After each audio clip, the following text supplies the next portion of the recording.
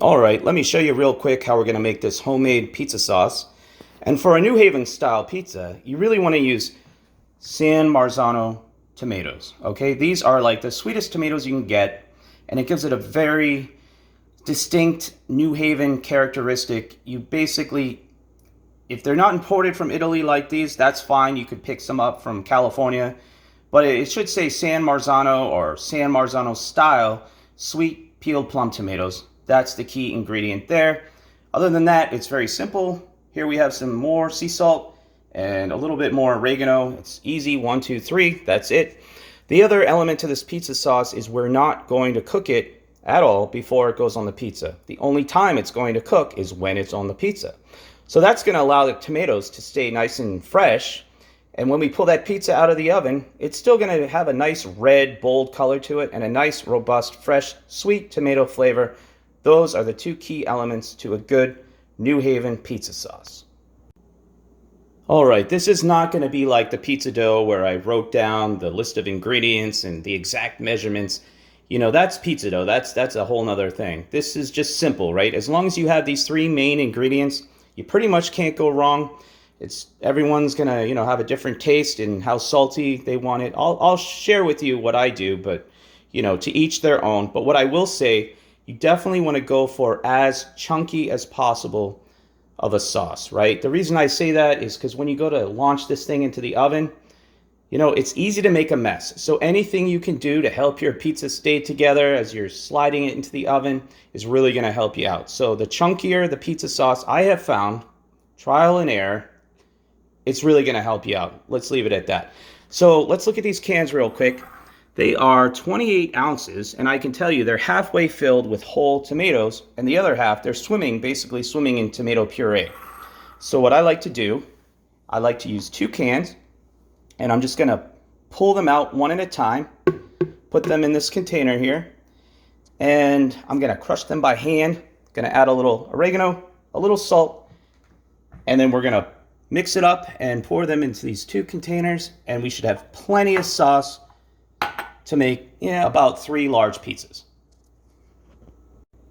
Okay, so let's dig in here and let's get a look at what these tomatoes look like. And they don't always all come out whole. Sometimes they're a little bit, see, that one still has a little bit of a peel on it. Just throw that in the sink. I'm going to try to get them whole. Let any of the excess puree, see how red they are? Beautiful. They are so sweet, trust me. You could eat it just like this and it would taste great, I'm telling you. You eat this, and it's confirmation that, yes, a tomato is a fruit, in fact, because it's that sweet. So you're just going to dump these into a bowl, any bowl that you have. Get the extra puree off. You get the idea. I'm going to go ahead and do that times 2 cans. Almost done with the sauce here. You can see I did go ahead and crush the tomatoes by hand. I also, sometimes you'll get like a hard green end on one of these tomatoes, so I pinched off anything that was like that, because you definitely don't want to bite into that when you're eating your pizza. So it's nice and chunky and beautiful. So all that we have to do is, okay, so this is going to make, approximately 20, I'm going to say 20 something ounces, 24, 25, 28. Basically, if you're looking for sauce to make 3 pizzas, 8 ounces for a large pizza, 8 times 3, 24 ounces, somewhere in that ballpark. Those 2 cans, minus the puree, should be enough to make, 3 large pizzas.